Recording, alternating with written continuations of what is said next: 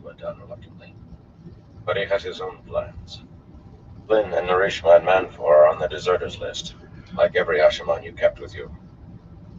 And he has a coterie of 20 or 30 he keeps close and trains privately. Every man who wears the dragon is one of that group except me. And he'd have kept the dragon from me if he dared. No matter what you have done, it is time to turn your eyes to the Black Tower before Taim splits it worse than the White Tower is. If he does, you'll find the larger part is loyal to him, not you. They know him. Most have never even seen you.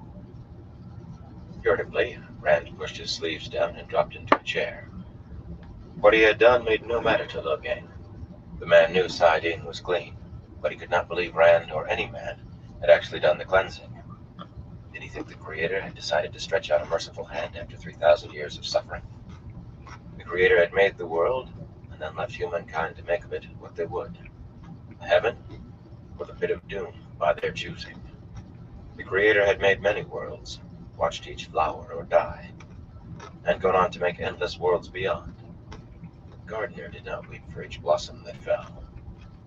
For an instant he thought those must have been Lews Theron's reflections. He had never gone on that way about the Creator or anything else that he recalled. But he could feel Lews Theron nodding in approval. A man listening to someone else. Still, it was not the kind of thing he would have considered before Lews Theron. How much space remained between them? Taim will have to wait, he said wearily. How long could Taim wait? He was surprised not to hear Lews Theron raging for him to kill the man. He wished that made him feel easier. Did you just come to see that Logain reached me safely, Bashir? Or to tell me somebody stabbed Dobrain? Or do you have an urgent task for me, too? Bashir raised an eyebrow at Rand's tone, and his jaw tightened as he glanced at Logain. But after a moment, he snorted so hard his thick mustaches should have shaken. Two men ransacked my tent, he said, setting his wine cup down on a carved blue table against the wall.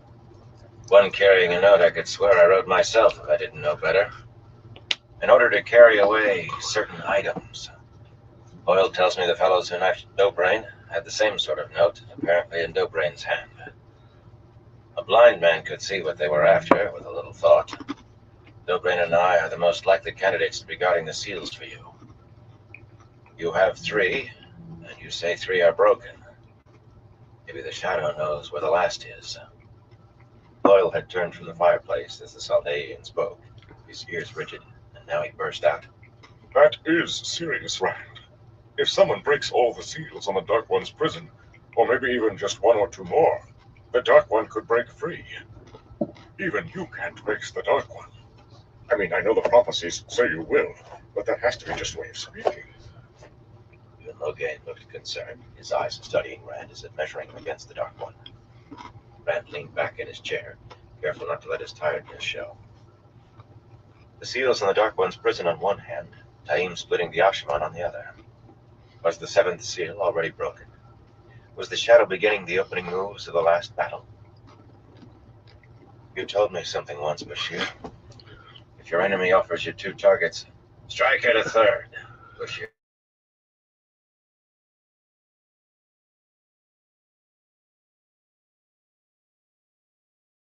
The casements shook, and storm was strengthening. You can't fight the Shadow and the Seanchan at the same time. I'm sending the 3 of you to arrange a truce with the Seanchan. Bashir and Logain seemed stunned into silence, until they began to argue, one on top of the other. Loyal just looked ready to faint.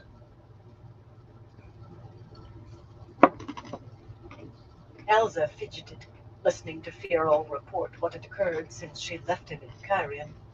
It was not the man's harsh voice that irritated her. She hated lightning, and wished she could ward away the violent lights flashing in the windows as she had warded her room against eavesdropping. No one would think her wish for privacy strange, since she had spent 20 years convincing everyone that she was married to the pale-haired man. Despite his voice, Fierol looked the sort a woman would marry, tall and clean and quite pretty. The hard edge to his mouth only made his face more so, really. Of course, some might think it peculiar that she had never had more than 1 warder at a time if they stopped to think about it. A man with just the right qualifications was difficult to find, but perhaps she should start looking. Lightning lit up the windows again. Yes, yes, enough, she broke in finally. You did the right thing, Vera.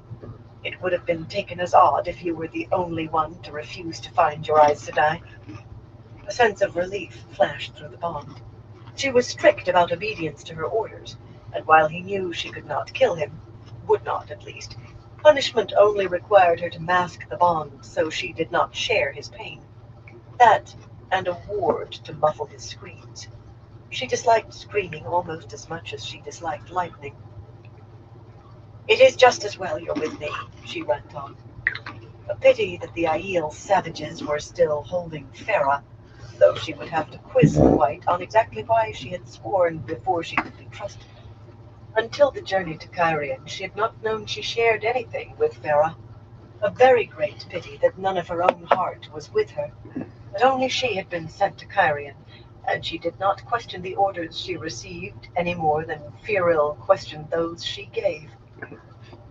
I think a few people are going to have to die soon. As soon as she decided which ones. Firil bowed his head, and a jolt of pleasure came through the Bond. He did like killing. In the meanwhile, you will kill anyone who threatens the Dragon Reborn. Anyone. After all, it had become perfectly clear to her, while she herself was a captive of the savages. The Dragon Reborn had to reach Tarmit Gaiden, or how could the Great Lord defeat him there? Chapter 25. When to Wear Jewels. Karen strode impatiently up and down the flowered carpets that floored the tent, shrugging with discomfort in the dark green silk coat he had seldom worn since Faila had it made. She said the elaborate silver embroidery suited his shoulders, but the wide leather belt supporting his axe at his side, the one as plain as the other, only pointed up that he was a fool pretending to be more than he was. Sometimes he tugged his gauntlets tighter, or glared at his fur-lined cloak, lying across the back of the chair ready for him to put on. Twice he pulled a sheet of paper from his sleeve and unfolded it to study the sketched map of Malden while he paced. That was the town where Fail was being held. Jondon and Gat and Hugh had caught up to the fleeting inhabitants of Malden, but the only useful thing they had gotten was this map, and making anyone pause long enough to provide that had been a chore. Those strong enough to fight were dead or wearing Gaishine white for the Shido. Those who remained to flee were the old and the very young, the sick and the lame. According to Jondon, the thought that someone might force them to return and fight the Shido quickened their steps north toward Andor in safety. The map was a puzzle, with its maze of streets and the lady's fortress and the great cistern in the northeast corner. It tantalized him with possibilities, but they were possibilities only if he found a solution to the greater puzzle that was not shown on the map. The huge mass of Shido surrounding the walled town, not to mention 400 or 500 Shido wise ones who could channel. So the map went back into his sleeve, and he continued to pace. The red-striped tent itself made him chafe as much as the map, and so did the furnishings. The gilt-edged chairs that folded for storage, the mosaic-topped table that did not, the stand mirror and the mirrored washstand, and even the brass-bound chests standing in a row along an outer wall. It was barely light outside, and all 12 of the lamps were lit, mirrors sparkling. The braziers that had held off the night's freezing cold still contained a few embers. He had even had Fail's 2 silk hangings, worked with lines of birds and flowers, brought out and hung from the roof poles. He had let Lamgwit trim his beard and shape his cheeks and neck. He had washed and donned his clothes. He had had the tent set up as if Fail were going to return any moment from a ride. Also, everyone would look at him and see a bloody lord, look at him and feel confident. Every bit of it reminded him that Fail was not out riding. Tugging off one of his gauntlets, he felt in his coat pocket and ran his fingers along the rawhide cord tucked in there. Pretty too, Knox. Keep reminding of that, but sometimes he lay awake a whole night in the bedding that did not have Fail in it, counting those knots. Somehow, they had become a connection to her. Anyway, wakefulness was better than nightmares. If you don't sit down, you're going to be too tired to ride to So Harbor, even with Niald's help, Verlaine said, sounding faintly amused. Just watching you is exhausting me. He managed not to glare at her. In a dark blue silk riding dress, A wide golden necklace studded with fire drops tied around her neck, and the narrow crown of Mayenne holding a golden hawk in flight above her brows. The first of Mayenne was seated atop her crimson cloak on one of the folding chairs with her hands folded together red gloves in her lap. She looked as composed as an Aes Sedai, and she smelled patient. He did not understand why she had stopped smelling as if he were a fat lamb caught in brambles for her meal, but he almost felt grateful to her. It was good to have someone he could talk to about missing Fail. She listened and smelled of sympathy. I want to be here when Gaul and the maidens bring in some prisoners. This look made him grimace as much as the delay. It was as if he doubted. Sooner or later they would capture Shiloh, yet apparently that was no easy matter. Taking prisoners did no good unless they could be brought away, and the Shiloh were only careless compared to other Aiel. Sulin had been patient too, explaining it to him. It was getting so hard for him to be patient, though. What's keeping Arganda? He growled.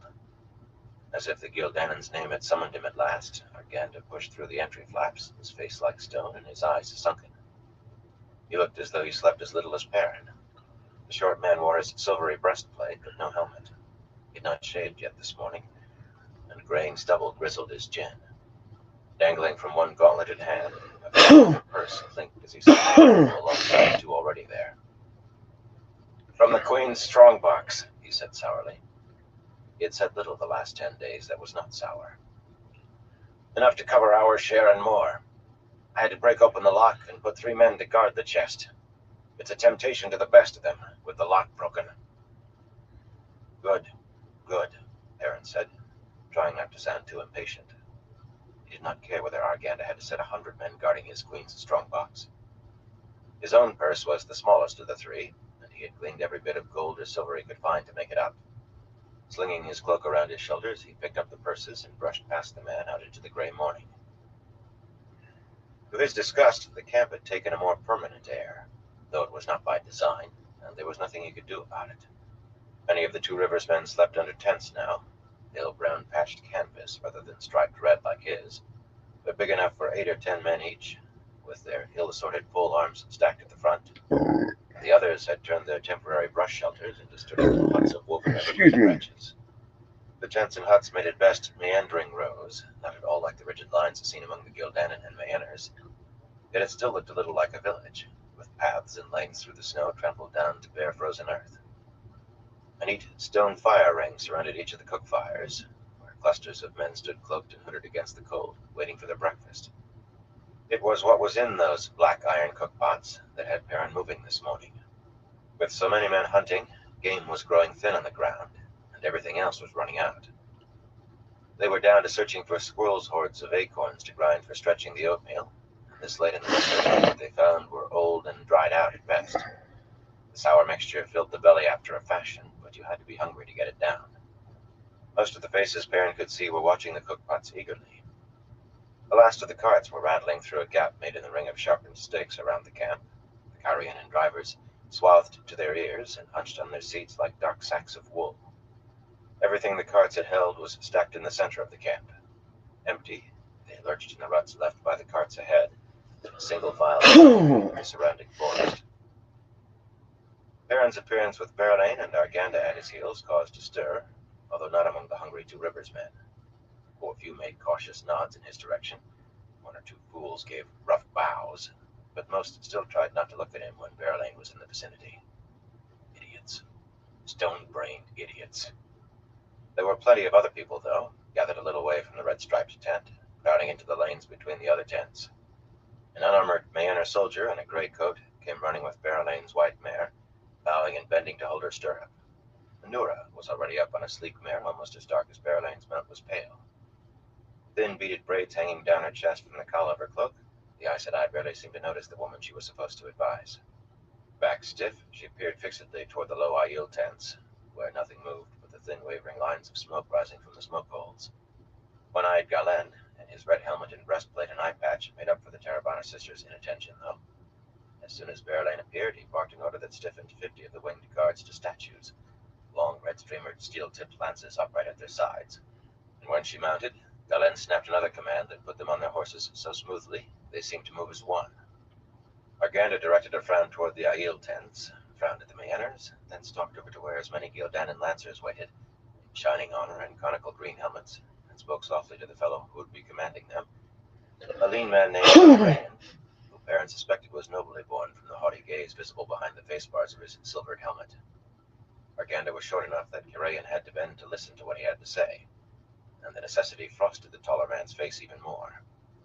One of the men behind Kirayan was carrying a staff with a red banner bearing the 3 six-pointed silver stars of Gildan, instead of a green streamered lance, and one of the winged guards carried Mayen's golden hawk on blue. Aram was there too, though off to one side and not ready to ride. Wrapped in his putrid green cloak, sword hilt rising behind his shoulder, he shared his jealous scowls between the Mayenners and the Gildanan. When he saw Perrin, the man's scowl turned sullen, and he hurried off, blundering through the 2 riversmen waiting for their breakfast. Perrin did not pause to offer apologies when he bumped someone. Aram had grown increasingly touchy, snapping and sneering at everyone but Perrin as the days passed and they sat and waited. Yesterday, he had almost come to blows with a pair of Gildanan over something none of them could quite recall once they were separated, except that Aram said the Gildanan had no respect, and they said he had a bad mouth. That was why the former tinker was standing behind this morning. Things were likely to be touchy enough in So Harbor without Aram starting a fight when Perrin was not looking.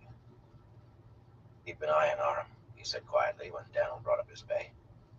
Keep a close eye on Arganda, he added, stuffing the purses into his saddlebags and buckling the flaps down tight.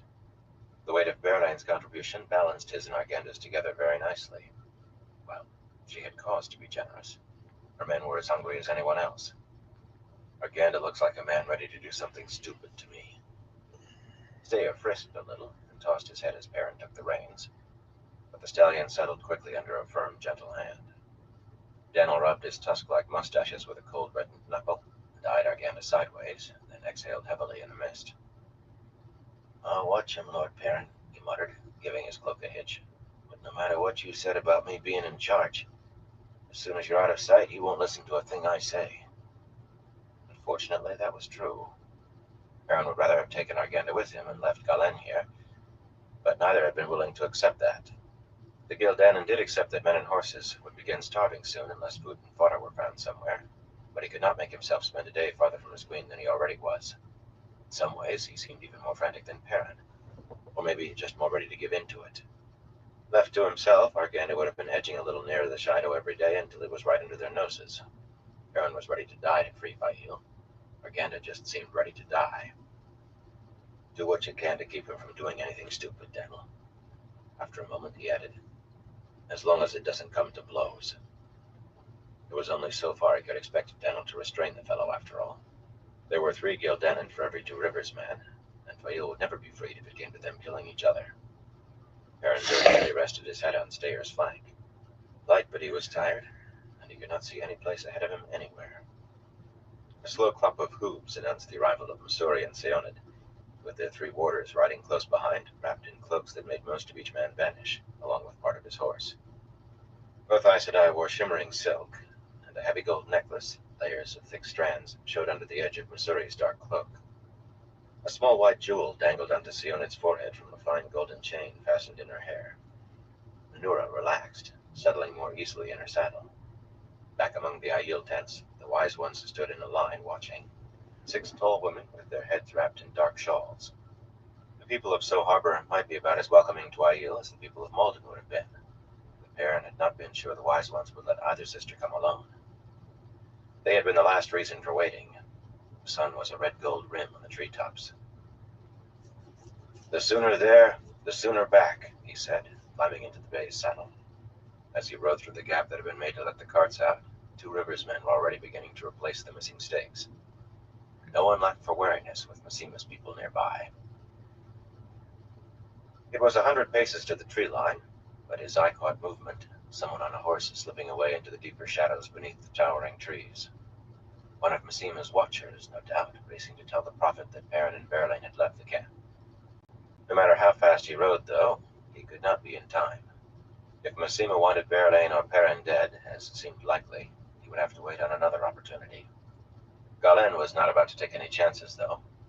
No one had seen hide nor toenails of Santes or Gendar, Berlain's 2 thief-catchers, since the day they failed to return from Massima's camp. And to Galen that was as sure a message as their heads in a sack. He had his lancers spread in a sharp-eyed ring around Berlin before they reached the trees. And around Perrin, too, but that was only incidental. Given his wishes, Galen would have brought all 900 or so of his winged guards, or better yet, in his view, talked Berlin out of going. Perrin had tried that as well, with no better luck. The woman had a way of listening, then doing exactly as she wished. Beale was like that, too. Sometimes a man just had to live with it. Most of the time, since there was nothing else to do. The huge trees and stone outcrops sticking out of the snow broke up the formation, of course, but it was still a colorful sight, even in the dim light of the forest. Red streamers floating on light airs and slanted beams of sunlight, red-armored riders, vanishing momentarily behind massive oaks and leather leaves. The three Aes Sedai rode behind Perrin and Berlain, followed by their warders, all watching the woods around them, and then the man with Berlain's banner. Grayen and the banner of Gildan came a little behind, his men dressed in neat, shifting lines, or as near as they could manage. The forest's openness was a deception, and ill-suited to neat lines and bright banners, but add in embroidered silks and gems and a crown and warders in those color-shifting cloaks, and it was a most impressive sight. Perrin could have laughed, though without much mirth. Berlain seemed to sense his thoughts. "When you go to buy a sack of flour," she said, "wear plain wool so the seller thinks you can't afford to pay any more than you must. When you're after flour by the wagon load, wear jewels so she thinks you can afford to come back for all she can lay hands on." Perrin snorted a laugh in spite of himself. It sounded very much like something Master Luhan had told him once, with a nudge in the ribs to say it was a joke, and a look in his eye that said it was a little more. Dress poor when you want a small favor, and fine when you want a large one. He was very glad Berlain no longer smelled like a hunting wolf. At least that took one worry off his mind. They soon caught up to the tail end of the carts, a line that was no longer moving by the time they reached the traveling ground. Axe work and sweat had removed the trees sheared off by gateways and made a little clearing, but it was crowded even before Galen spread his ring of lancers around it facing outward. Bajan Niald was there already, a foppish Mirandian with his mustache waxed to points on a dapple gelding. His coat would do for anyone who had not seen an Ashaman before. The only other one he had was black as well, and at least he had no collar pins to mark him out. The snow was not deep, but the 22 Rivers men led by Will Alcine were on their horses too, rather than standing and waiting for their feet to freeze in their boots. They looked a harder lot than the fellows who had left the 2 Rivers with him, longbows slung across their backs, bristling quivers and swords of various descriptions at their belts. Perrin hoped he could send them home soon, or better, take them home. Most were balancing a pole arm over their saddles, but Tad el-Kar and Flan Barsteer carried banners, Perrin's own red wolf head and the red eagle of Manetheren.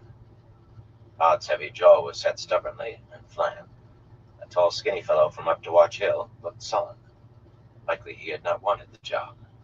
Maybe Todd had not either. Will gave Perrin one of those open, innocent looks that fooled so many girls back home.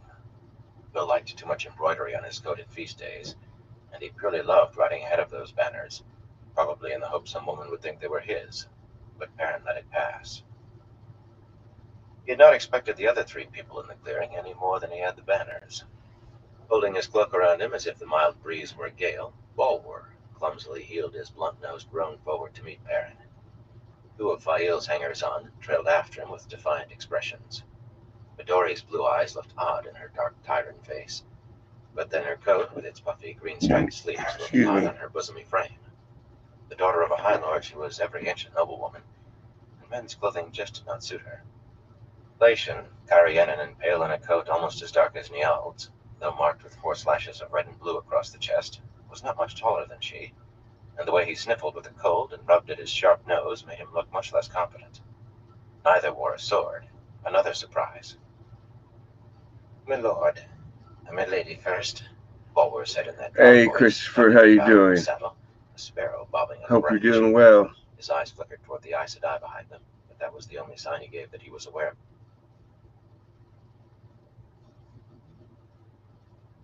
Yes. Hope you are doing good. Salut Chris, j'espère que tu vas bien. C'est bon de te voir. Sign he gave that he was aware of the sisters. "My lord, I recall that I have an acquaintance in this So Harbor. A cutler who travels with his wares, but he may be at home, and I've not seen him in several years. This was the first time he had ever mentioned having a friend anywhere, and a town buried in the north of Altara seemed a peculiar place for it, but Perrin nodded. He suspected there was more to this friend than Bulwer was letting on. He was beginning to suspect there was more to Bulwer than the man let on. And your companions, Master Bulwer? Berline's face had stayed smooth inside her fur-lined cowl, but she smelled amused. She knew very well that Fail had used her young followers as spies, and was sure that Perrin made the same use of them. They wanted an outing, my lady first, the bony little man replied blandly. I will vouch for them, my lord. They've promised to cause no trouble, and they may learn something. He smelled amused, too. A musty smell, of course, coming from him, though with a touch of irritation. Bulwer knew she knew, which did not please him, but she never made open reference to the fact which did. There was definitely more to Bulwer than he let on. The man must have his reasons for taking them along.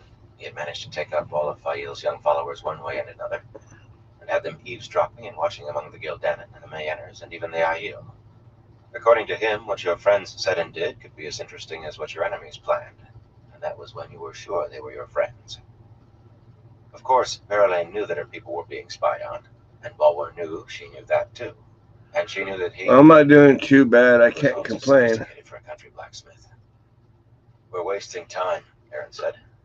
Open the door, he yelled. The Asherman grinned at him and stroked his waxed mustaches. Niald grinned too much since the Shido were found. Maybe he was eager to come to grips with them. He grinned and gestured grandly with one hand. As you command, he said in a deep voice, and a familiar silvery slash of light appeared, widening into a hole in the air. Yeah.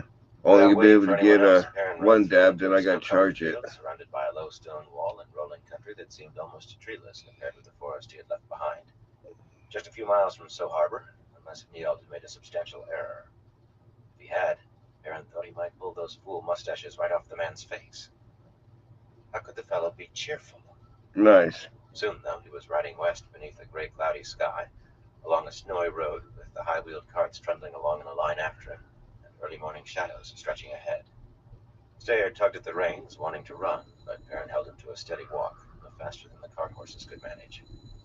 Galen's Mayenners had to cross fields beside the road to maintain their ring around him and Verlaine. That walls of rough stone that divided field from field. Some had gates from one far to the next. Teams. Others they jumped flamboyantly, the streamers and their lances flying, risking their animals' legs and their necks. Perrin cared the less about their necks, in truth.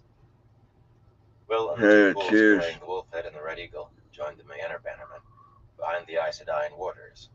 The other two rivers men strung themselves out flanking the line of carts.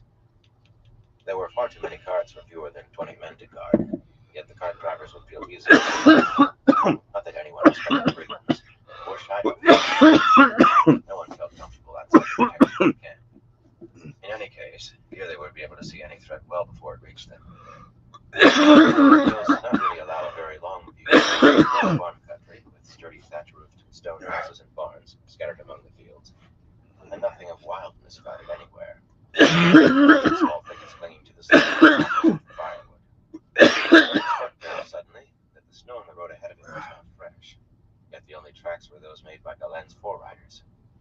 No one moved around any of those dark houses and barns. No smoke rose from any of the thick chimneys. The countryside seemed absolutely still and absolutely empty. The hair on the back of his neck stirred, trying to stand. That was An rough one exclamation from one there. of the Aes Sedai made him look over his shoulder, and he followed Missouri's pointing finger north to a shaped line through the air. Might have been taken from a bat at first glance, sweeping eastward on long-ribbed wings. A strange bat with a long neck and a long, thin tail trailing behind. Galen barked an oath and pressed his looking-glass to his eye. Perrin could see it well enough unaided, and even make out the figure of a human being clinging to the creature's back, riding it like a horse. Don't you? Verlaine breathed. Both her voice and the smell of her worried. Perrin twisted in his saddle to watch the thing's flight until the glare of the sunrise made him turn away. Nothing to do with us, he said. If Niald had made a mistake, he would strangle the man. Chapter 26. in So Harbor. As it happened, Niald, who had to remain to hold the gateway open until Kirayan and the Gildanin were through, had placed the hole in the air very close to where he aimed. He and Kirayan caught up at a gallop just as Perrin topped to rise and drew rein with the town of So Harbor in front of him. Have to start Inside of a small river, using this one while that one charges. Perrin was no soldier, but he knew right away why Massima had left this place alone. Hard against the river, the town had two massive stone walls dotted with towers around it, the inner rising taller than the outer. A pair of barges were tied to a long wharf that ran along the river wall from bridge to bridge.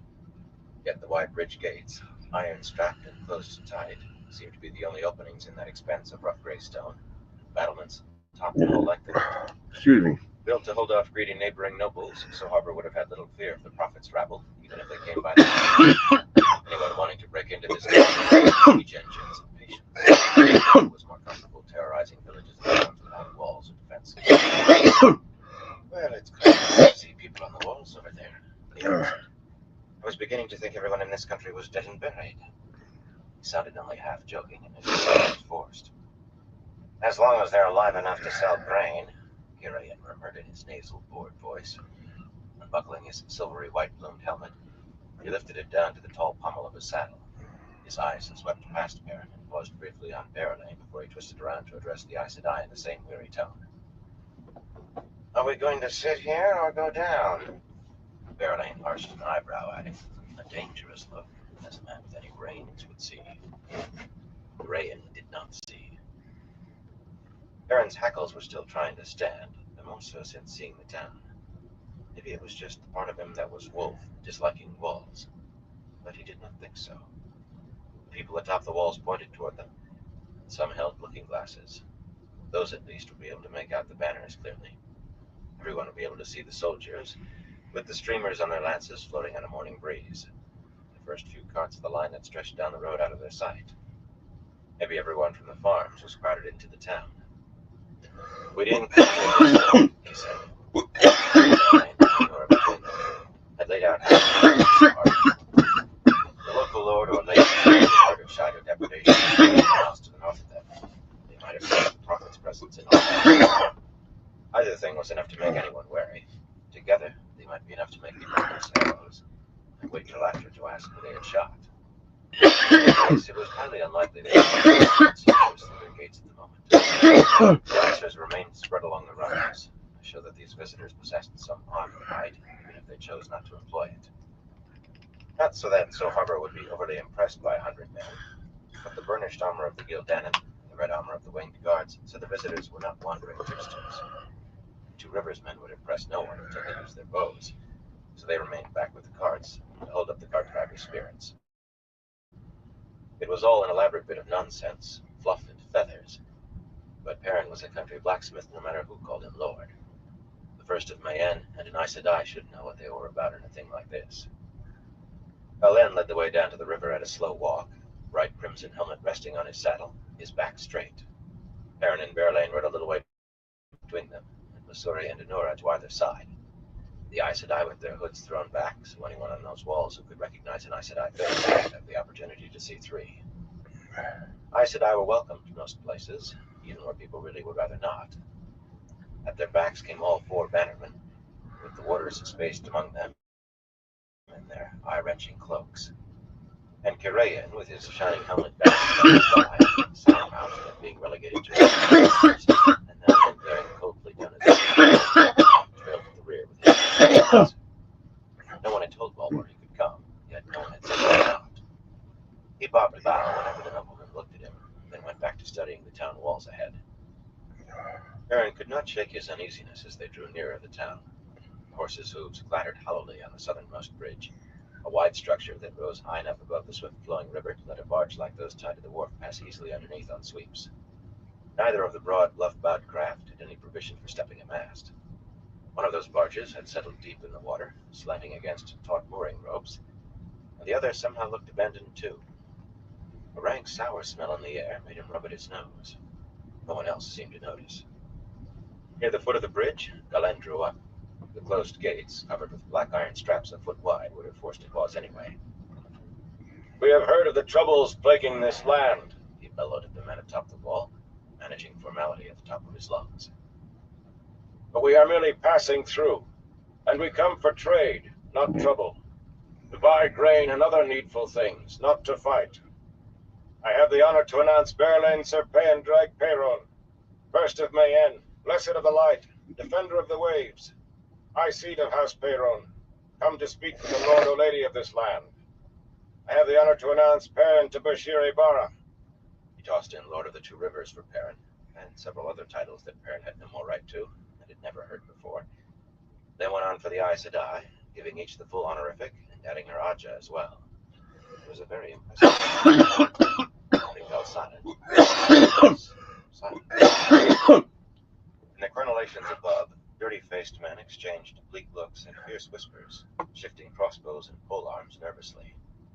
Only a few wore helmets, or any sort of armor. Most were in rough coats, but on one man, Perrin thought he saw what might have been silk under a layer of grime. It was hard to tell with so much caked dirt. Even his ears could not make out what they were saying. "How do we know you're alive?" a hoarse voice shouted down at last. Berlain blinked in surprise, but no one laughed. It was fool talk. Yes, Perrin thought the hair on the back of his neck really was standing stiff. Something was very wrong here. The Aes Sedai seemed not to sense it. And again, Aes Sedai could hide anything behind those smooth masks of cool serenity. The beads in Anora's thin braids clicked faintly as she shook her head. Masuri ran an icy gaze along the men on the wall. "If I must prove I am alive, you will regret it," Siona announced loudly in crisp Kyrian accents, a little more heated than her face suggested. "If you continue to point that crossbow at me, you will regret it even more." Several of the men hastily raised their crossbows to point at the sky. Not all, though. More whispers rustled along the top of the wall, and someone must have recognized Aes Sedai. At last, the gates squealed open on massive rusty hinges. A gagging stench swept out of the town. The stink Perrin had been smelling only stronger. Old dirt and old sweat, decaying middens and chamber pots too long unemptied. Perrin's ears tried to lie back. Helen half lifted his red helmet as if to replace it on his head before urging his done through the gates. Perrin booted Stayer to follow, easing his axe in its belt loop. Just inside the gate, a filthy man in a torn coat poked Perrin's leg with a finger, then darted back when Stayer snapped at him. The fellow had been fat once, but his coat sagged and his skin hung loose. "Just wanted to be sure," he muttered, scratching his side absently. "The Lord," he added a tick late. His eyes seemed to focus on Perrin's face for the first time, and his scratching fingers froze. Golden yellow eyes were not a common sight, after all. "Do you see many dead men walking?" Perrin asked wryly, trying to make a joke of it as he patted the bay's neck. The trained warhorse wanted to be rewarded for protecting his rider. The fellow flinched as if the horse had bared his teeth at him again. His mouth twitched into a rictus smile. He edged sideways until he bumped solidly into Berlain's mare. Galen was right behind her, still looking ready to don his helmet, his one eye trying to watch 6 ways at once. "Where can I find your lord or lady?" she demanded impatiently. Mayenne was a small nation, but Berlain was unaccustomed to being ignored. "Everyone else seems to have gone mute, but I heard you use your tongue." "Well, man, speak up." The fellow stared up at her, licking his lips. Lord Cowan is away, m'lady." His eyes darted toward Perrin, then flickered away. "The grain merchants. They're who you want. They can always be found at the Golden Barge. That way." He thrust out a hand, pointing vaguely deeper into the town, then suddenly scrambled away, looking back over his shoulder at them as though fearful of pursuit. "I think we should find somewhere else," Perrin said. That fellow had been afraid of more than yellow eyes. This place felt askew. "We are already here, and there is nowhere else," Berlain replied in a very practical tone. In all that stink, he could not catch her scent. He would have to go by what he heard and saw, and her face was common enough for an Aes Sedai. "I have been in towns that smelled worse than this, Baron. I'm sure I have. And if this Lord Callan is gone, it won't be the first time I've dealt with merchants. You don't really believe they've seen the dead walking, do you?" What was a man to say to that without sounding a pure woolhead? In any case, the others were already crowding through the gates, though not in any need of right now.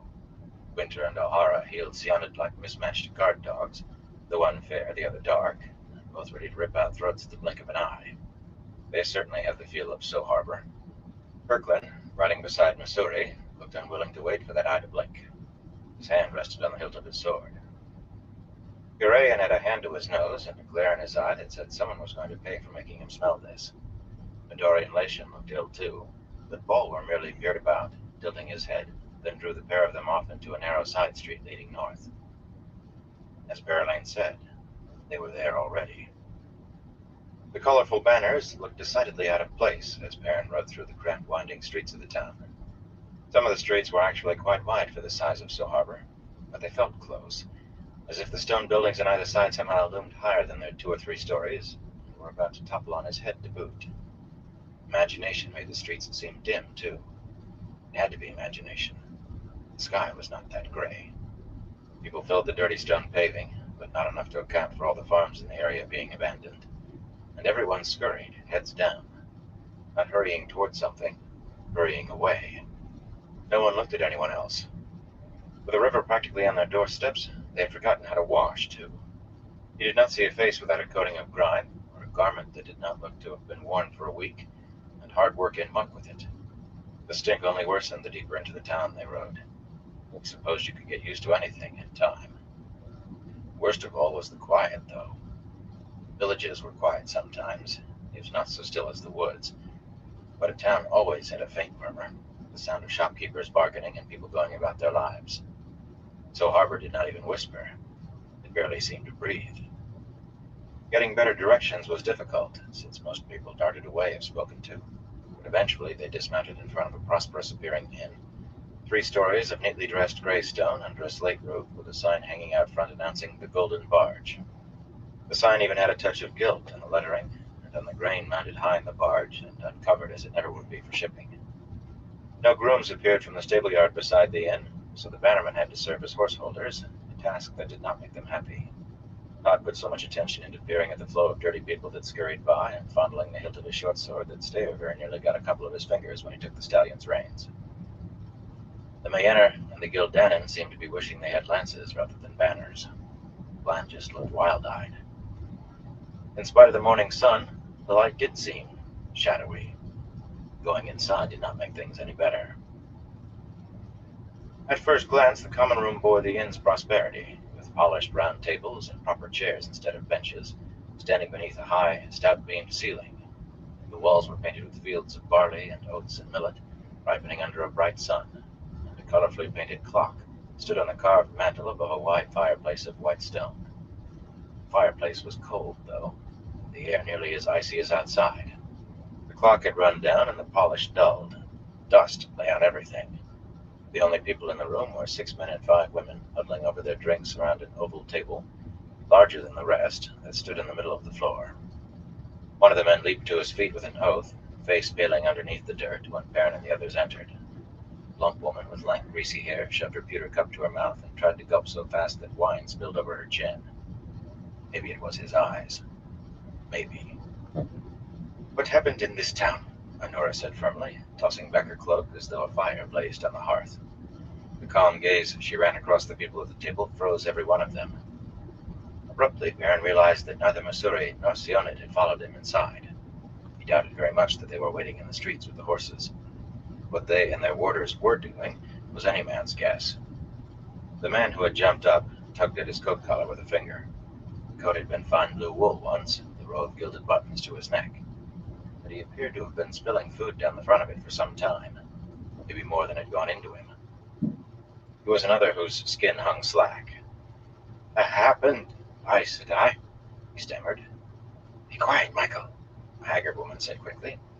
Her dark dress was embroidered on the high neck and along the sleeves, but dirt made the colors uncertain. Her eyes were sunken pits. "What makes you think something happened, Aes Sedai?" Honora would have continued, but Berylane stepped in as the Aes Sedai opened her mouth again. "We are looking for the grain merchants." Honora's expression never changed, but her mouth snapped shut with an audible click. Long looks passed between the people around the table. The haggard woman studied Anura for a moment, quickly passing on to Berlin and obviously taking in the silks and fire drops, and the diadem. She spread her skirts in a curtsy. "We are the Merchants' Guild of So Harbor, milady. What's left of—" Breaking off, she took a deep, shuddering breath. "I am Rahima Arnon, milady. How may we serve you?" The merchants seemed to brighten a little on learning that their visitors had come for grain and other things that they could supply, oil for lamps and cooking, beans and needles and horseshoe nails, cloth and candles, and a dozen things more that the camp needed. At least they grew a little less fearful. The ordinary merchant, hearing the list Berlin gave, would have been hard-pressed not to smile greedily. But this lot. Mistress Arnon shouted for the innkeeper to bring wine. "The best wine! Quickly now! Quickly!" But when a long-nosed woman stuck her head hesitantly into the common room, Mistress Arnon had to rush over and catch her soiled sleeve to keep her from vanishing again. The stained coat called for someone named Sparrow to bring the sample jars, but after shouting 3 times with no response, he gave a nervous laugh and darted into a back room to return a moment later, his arms around 3 large cylindrical wooden containers, and he sat on the table, still laughing nervously. The others wore a collection of twitching smiles as they bowed and curtsied Berlin to a seat at the head of the oval table, greasy-faced men and women scratching at themselves without appearing to notice what they were doing. Baron tucked his gauntlets behind his belt and stood against a painted wall, watching.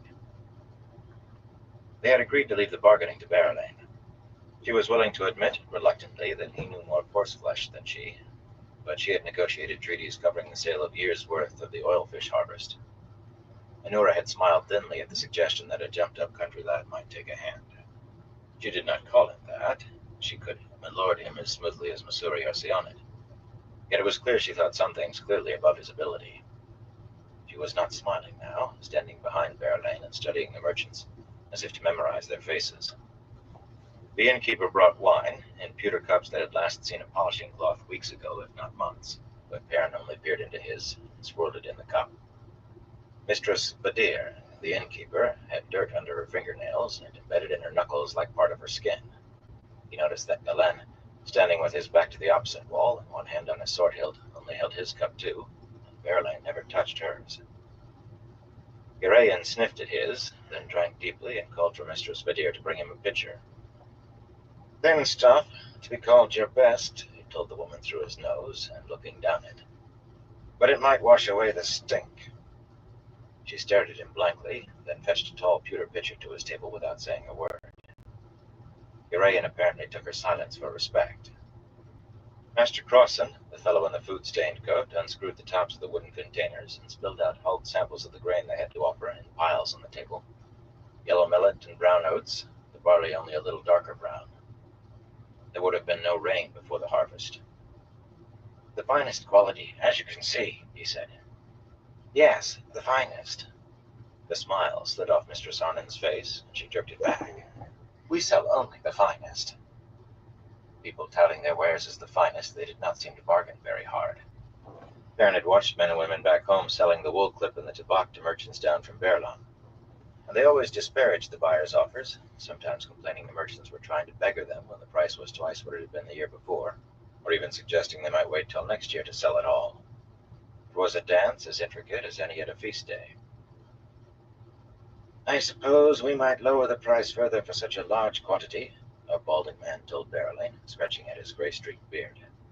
It was cut short, and greasy enough to cling close to his chin. Baron wanted to scratch his own beard just watching the fellow. "It's been a hard winter," a round-faced woman muttered. Only 2 of the other merchants bothered to frown at her. Baron set his wine cup down on a nearby table and walked over to the gathering in the middle of the room. Nora gave him one sharp warning glance, but several of the merchants looked at him curiously and cautiously. Galen had made his introductions all over again, but these folk were not entirely clear where Mayen was exactly, or how powerful, and the 2 Rivers only meant good tobacco to them. 2 Rivers tobacco was known everywhere. If not for the presence of an Aes Sedai, his eyes might have set them running. Give me 1 second, everyone. I'll be right back. The tiny spheres smooth and vivid yellow on his palm. This grain was the first clean thing he had seen in the town. Letting the grain spill back onto the table, he picked up the lid of one of the containers. The threads cut into the wood were sharp and unworn. The lid would fit tightly. Mistress Arnon's eyes slid away from his, and She licked her lips. "I want to see the grain in the warehouses," he said. Half the people around the table twitched. Mistress Arnhem drew herself up, blustering. "We don't sell what we don't have. You can watch our laborers load every sack on your carts if you wish to spend hours in the cold." "I was about to suggest a visit to a warehouse," Verlaine put in. Rising, she drew her red gloves from behind her belt and began tugging them on. "I would never buy grain without seeing the warehouse." Mistress Arnhem sagged. The bald-headed man put his head down on the table. No one said anything, though. The dispirited merchants did not bother to fetch their cloaks before leading them into the street. The breeze had picked up to a wind, cold as only a late winter wind could be, when people were already thinking ahead to spring, but they did not seem to notice. The hunch of their shoulders had nothing to do with cold. "Can we go now, Lord Perrin?" Flann asked anxiously when Perrin and the others appeared. "This place makes me want a bath." Honora gave him a frown in passing that made him flinch like one of the merchants. Flann tried a placating smile on her, but it was a sickly effort and too late for anything but her back. "As soon as I can arrange it," Perrin said. The merchants were already scurrying down the street, heads down and not looking at anyone. Verlaine and Honora managed to follow without appearing to rush, gliding along, one as composed as the other, two fine ladies out for a stroll and never mind the filth underfoot or the stink in the air, or the dirty people who started at the sight of them and sometimes all but ran away as fast as they could. Alain had finally donned his helmet and openly held his sword hilt with both hands, ready to draw. Urayan was carrying his helmet on his hip, his other hand occupied with his wine cup. Contemptuously eyeing the grimy-faced folk who hurried by, he sniffed at the wine as if it were a pomander to fight off the stench of the town. The warehouses were located on a stone-paved street, barely wider than a wagon, between the town's two walls. The smell was better there, close to the river, but the wind-blown street was empty except for Perrin and the others. There was not even a stray dog to be seen. Dogs disappeared when a town grew hungry. Why would a town with enough grain to sell be hungry? Perrin pointed to a two-story warehouse chosen at random. No different from any other. A windowless stone building with a wide pair of wooden doors held shut by a wooden bar that could have done for a ceiling beam with the golden barge. The merchants suddenly recalled that they had forgotten to bring men to lift the bars. They offered to go back for them. Lady Verlaine and Honora Sedai could rest in front of the fire at the golden barge while workmen were fetched. They were sure Mistress Vidir would lay a fire. Their tongues went still when Perrin placed his hand beneath the thick beam and shoved it up out of the wooden brackets. The thing was heavy, but he backed up with it to give him room to turn and toss it down the street with a crash. The merchants stared. This might have been the first time they had ever seen a man in a silk coat do anything that could be called work. Urayan rolled his eyes and took another sniff at his wine. "Lanterns," Mistress Arnhem said weakly. "We'll need lanterns or torches if..." Hey Scott, how you doing? Floating above Honora's hand, glowing bright enough Hope you're doing well. Past everyone in faint shadows on the paving and the stone walls. Some of the merchants put hands up to shield their eyes. After a moment, Master Crossan tugged one of the doors open by an iron ring.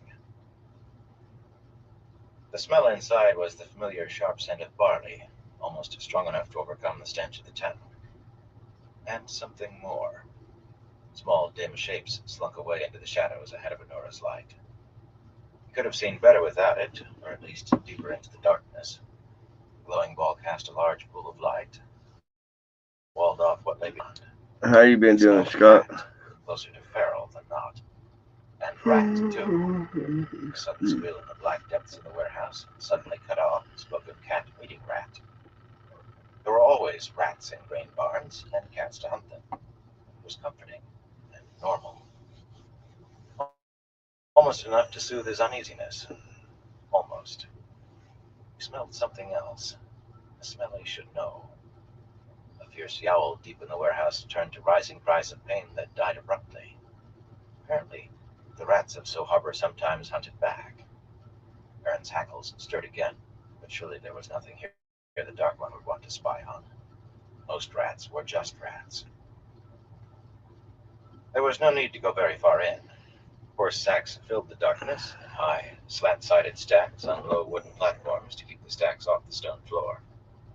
Rows and rows of stacks piled nearly to the ceiling, and likely the same on the floor above. If not, this building still held enough grain to feed his people for weeks.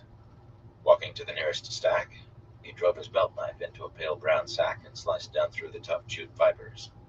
A flood of barley corns spilled out, and, clear in the glow of Nora's brilliant light, wriggling black specks.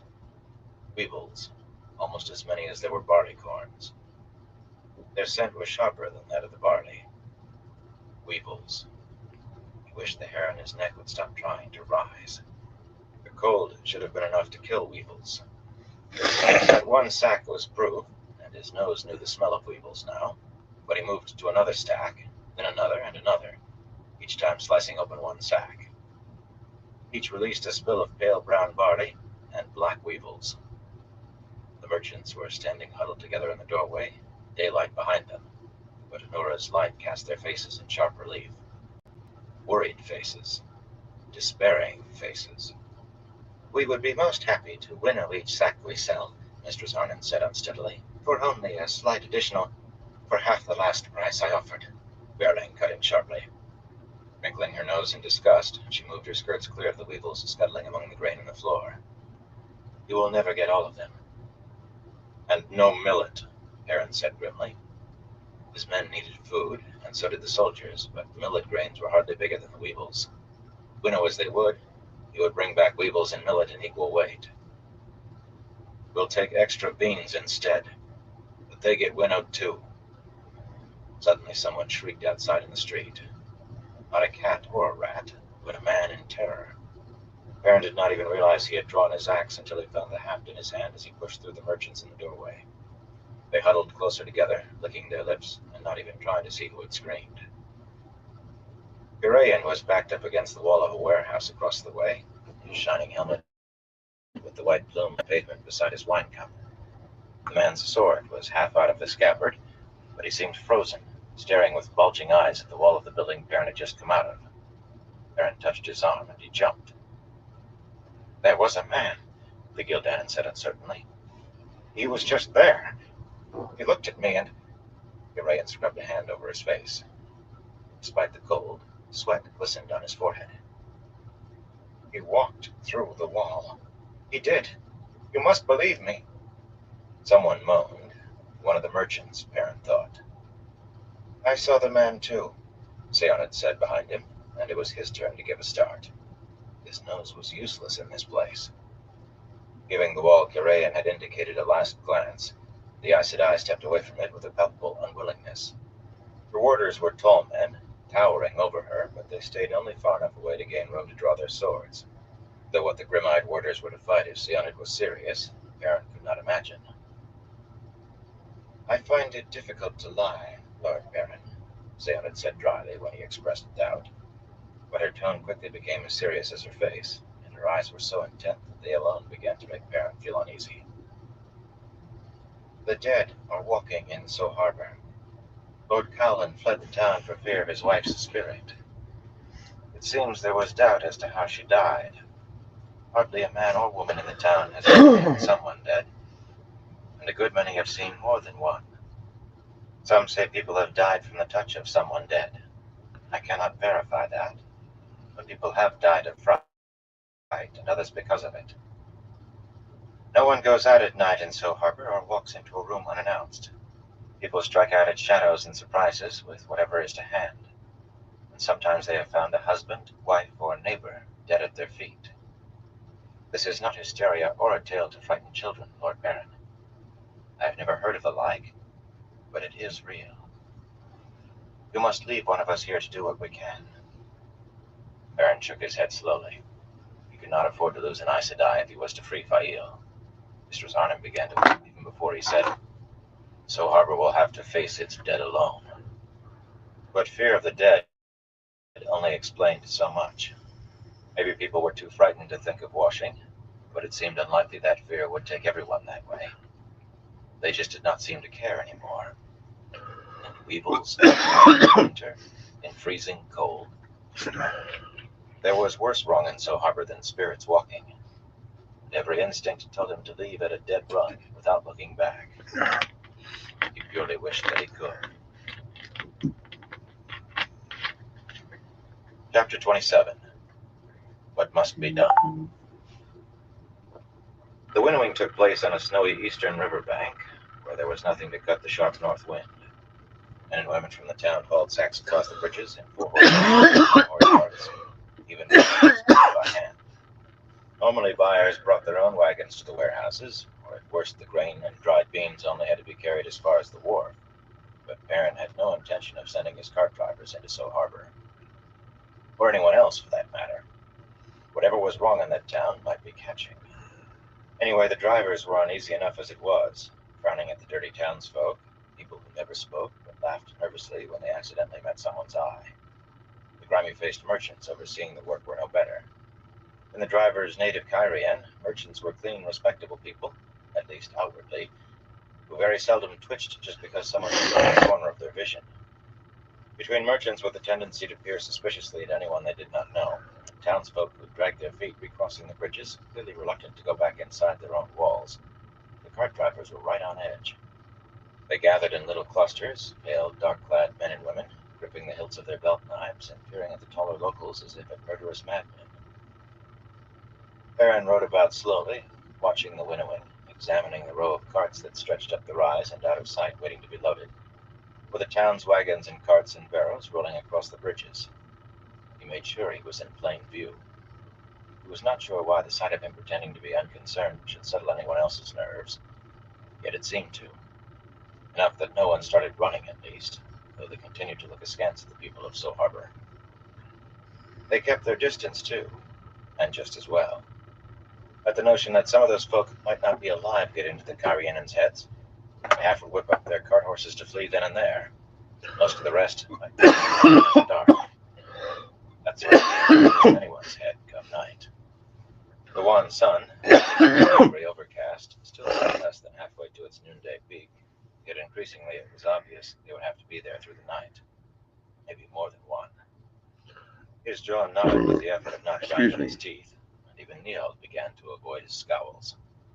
He did not snap at anyone, he just wanted to.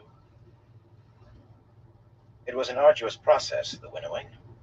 Every last sack had to be opened and emptied onto large flat wicker baskets, each of which took 2 people to toss the grain or beans. Cold wind carried away weevils in a shower of black flecks, and men and women with woven 2-handed fans added to the gusts.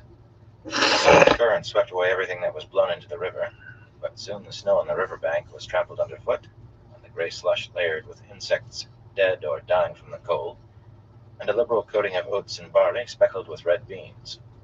There was always a new layer to replace what feet mashed into the snow. What was left in the baskets seemed cleaner, though, if not entirely clean, when it was poured back into the coarse jute bags, which had been turned inside out and beaten fiercely with sticks by children to shake out vermin. The refilled sacks went into the Kyrianans' carts as soon as the tops were tied, but the piles of empty bags grew at a prodigious rate. He was leaning on the pommel of Stayer's saddle, trying to calculate whether it was taking 2 whole cartloads from the warehouse to fill one of his carts with grain, when Berylane brought her white mare up beside him, holding her scarlet cloak close against the wind with one red-gloved hand. Nura reined in a few paces away, her ageless face smooth and unreadable. The Aes Sedai appeared to be giving them privacy, yet she was close enough to hear anything above whispers, even without any tricks of the power. Smooth face or no, her beak of a nose gave her a predatory look today. Her beaded braids seemed some strange eagle's lowered crest. "You cannot save everyone," Berylane said calmly. Away from the stink of the town, her scent was sharp with urgency and razor-edged with anger. "Sometimes you must choose. So Harbor is Lord Cowland's duty. He had no right to abandon his people." Not angry with him, then. Perrin frowned. Did she think he felt guilty? Balanced against Vail's life, the troubles of So Harbor could not budge the scales a hair. But he turned his bay so he was looking at the gray town walls across the river, not the hollow-eyed children piling up empty sacks. The man did what he could, what he had to. "Does Anura have an opinion on what's happening here?" he growled. Quietly, but somehow he had no doubt the Aes Sedai heard.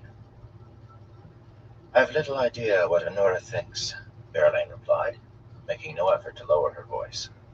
She not only did not care who overheard, she wanted to be heard.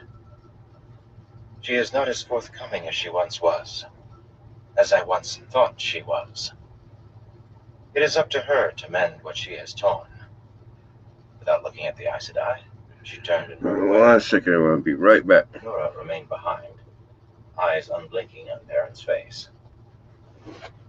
You are Taviran, yes. But you are still only a thread in the pattern, as am I. In the end, even the Dragon Reborn is just a thread to be woven into the pattern. Not even a Taviran thread chooses how it will be woven. Those threads are people, Perrin said wearily. Sometimes maybe people don't want to be woven into the pattern without any say. And you think this makes a difference? Not waiting on an answer, she lifted her reins and heeled her fine-ankled brown mare after Berelaine in a gallop that fanned her cloak behind her. She was not the only Aes Sedai who wanted words with Perrin. No, he told Siamid firmly after listening to her, patting Stayer's neck. It was the rider who wanted soothing, though. He wanted to be away from So Harbor. I said no, and I mean no. She sat her saddle stiffly, a pale little woman carved of ice, except that her eyes were dark coals burning, and she reeked of affronted fury barely in check. Sioned was mild as milk water with the wise ones, but he was not a wise one. Behind her, Alhara's dark face was a stone, gray streaking his curly black hair like frost. Winter's face was red above his curled mustaches.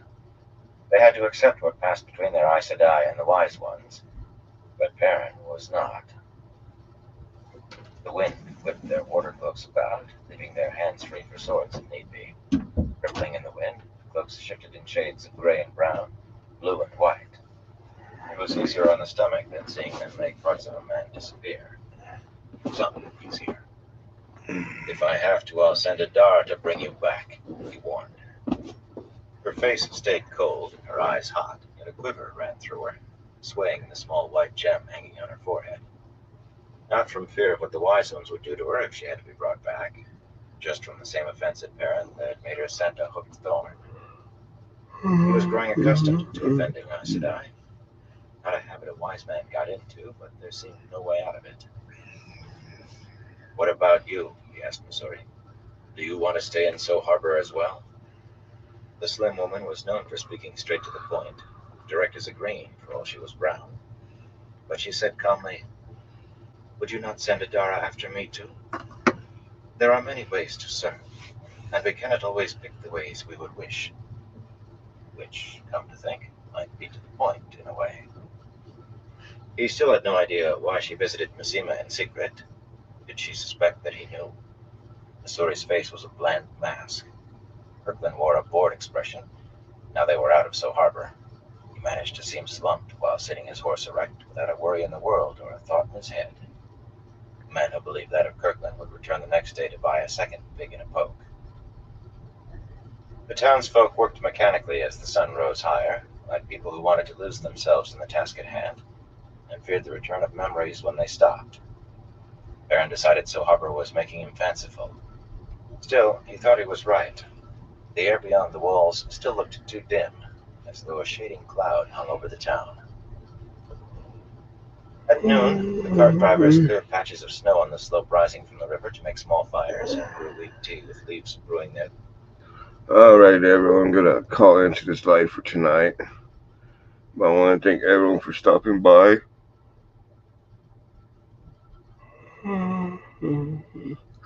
Excuse me. And everyone who keeps stopping by. I definitely appreciate all y'all's support. Till next time, everyone. Y'all stay safe out there.